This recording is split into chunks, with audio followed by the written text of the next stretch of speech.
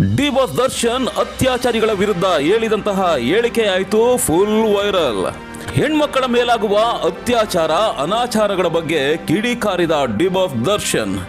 ಧರ್ಮಸ್ಥಳದ Soujanya case ಕರ್ನಾಟಕದೆಲ್ಲೆಡೆ viral ಆಗ್ತಿರ್ತಕ್ಕಂಥ ಇದೇ ಸಂದರ್ಭದಲ್ಲಿ ಡಿ ಬಾಸ್ ದರ್ಶನ್ ಹೇಳಿಕೆಯೂ ಆಯಿತು ವೈರಲ್. ಯಾವ ಕಾರಣಕ್ಕೆ ದರ್ಶನ್ ಹೇಳಿಕೆ ವೈರಲ್ ಆಗ್ತಾ ಇದೆ ನೋಡೋಣ ಬನ್ನಿ ಸ್ನೇಹಿತರೆ.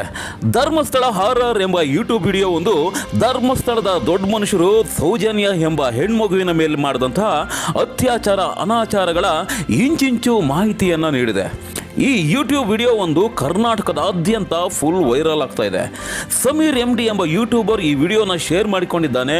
ಕೇವಲ 6 ದಿನಗಳಲ್ಲಿ 1 ಕೋಟಿಗೂ ಹೆಚ್ಚು ವೀಕ್ಷಣೆಗಳನ್ನು ಕಂಡಿದೆ ಈ ವಿಡಿಯೋ ಕರ್ನಾಟಕದಲ್ಲಿ ಫುಲ್ ವೈರಲ್ ಆಗಿದ್ದು ಸೌಜನ್ಯ ಪ್ರಕರಣದ ಇಂಚಿಂಚನ್ನು ಸಹ ಜನಸಾಮಾನ್ಯರಿಗೆ ತಲುಪಿಸಿದೆ. ಸೌಜನ್ಯ ಎಂಬ ಹೆಣ್ಣು ಮಗಳ ಅತ್ಯಾಚಾರ ಹೇಗಾಯಿತು ಅಂತ ಅನ್ನೋದನ್ನ ಕೇಳ್ತಾ ಇದ್ರೆ ಆ ಅತ್ಯಾಚಾರ ಮಾಡಿದಂತಹ ಕಚ್ಚಾಡ ಸೂಳೆ ಮಕ್ಕಳು ನಿಜವಾಗ್ಲೂ ಮನುಷ್ಯರ ಅಂತ ಅನ್ಸುತ್ತೆ.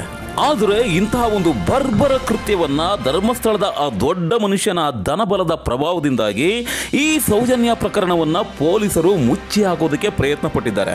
ಎಷ್ಟೊಂದು ನಿರ್ಭಯವಾಗಿ ಸೌಜನ್ಯಳ ಮೇಲೆ ಅತ್ಯಾಚಾರಿಗಳು ಅತ್ಯಾಚಾರ ನಡೆಸಿದ್ರು ಅಂದ್ರೆ ಆ ಕ್ರೂರತ್ವವನ್ನ ಕೇಳಿಸ್ಕೊಳ್ಳೋದು ಸಹ ಕಷ್ಟ ಆಗುತ್ತೆ. ಏಕೆಂದ್ರೆ ಆ ಸಮಯದಲ್ಲಿ ಅವಳ ಮೇಲೆ ಮನಬಂದಂತೆ ಅತ್ಯಾಚಾರ ಮಾಡಿದ್ರು. ಅವಳ ಮೈಯನ್ನ ಪ್ರಾಣಿಗಳಂತೆ ಕಚ್ಚಿದ್ರು ಮತ್ತು ಅವಳ ಎಲುಬುಗಳು ಪುಡಿ ಪುಡಿ ಆಗಿದ್ದು.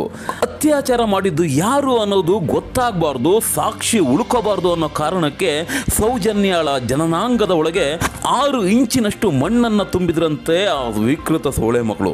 ಆದರೆ ಧರ್ಮಸ್ಥಳದ ಆ ದೊಡ್ಡ ಮನುಷ್ಯನ ಪ್ರಭಾವದಿಂದಾಗಿ ಪೊಲೀಸ್ ಇಲಾಖೆ ಇಂತಹ ಒಂದು ಕೇಸನ್ನು ಸಹ ಮುಚ್ಚುಹಾಕ ಕೆಲಸ ಮಾಡಿದೆ.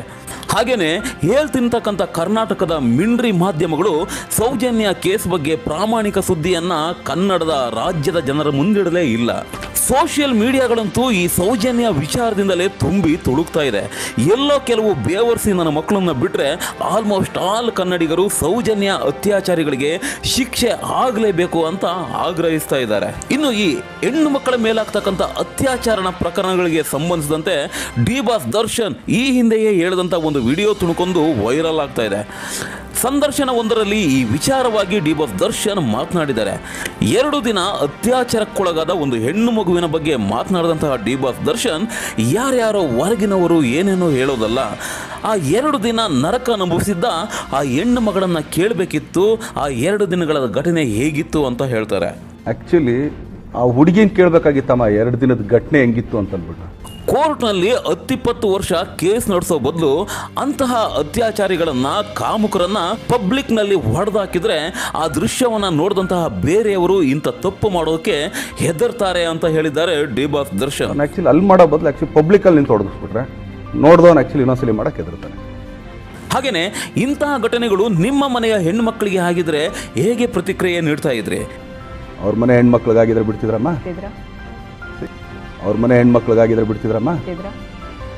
ಇದೇ ತರಹದ ಪ್ರಕರಣಗಳು ಅರಬ್ನ ಕಂಟ್ರಿಗಳಲ್ಲಿ ಆಗಿದ್ದಿದ್ರೆ ಪಬ್ಲಿಕ್ನಲ್ಲಿ ಅವ್ರನ್ನ ಶೂಟ್ ಮಾಡ್ತಾರೆ, ಹ್ಯಾಂಗ್ ಮಾಡ್ತಾರೆ ಅಂತ ಹೇಳಿದ್ದಾರೆ ಡಿ ಬಾಸ್ ದರ್ಶನ್. ಅರಬ್ ಕಂಟ್ರಿಲಾದ್ರಮ್ಮ ಏನು ಮಾಡ್ತಾರೆ ಗೊತ್ತಮ್ಮ ನಿಮಗೆ? ಪಬ್ಲಿಕಲ್ಲಿ ಹಾಕ್ತಾರಮ್ಮ. ಆ ರೀತಿಯಾಗಿ ಇಲ್ಲೂ ಆದರೆ ಅಷ್ಟೇನೆ ಅತ್ಯಾಚಾರಿಗಳನ್ನ ಮಟ್ಟ ಹಾಕೋದಕ್ಕೆ ಸಾಧ್ಯ ಎಂಬ ರೀತಿಯಲ್ಲಿ ಡಿ ಬಾಸ್ ದರ್ಶನ್ ರವರು ತಮ್ಮ ಆಕ್ರೋಶವನ್ನು ಹೊರಹಾಕಿದ್ದಾರೆ.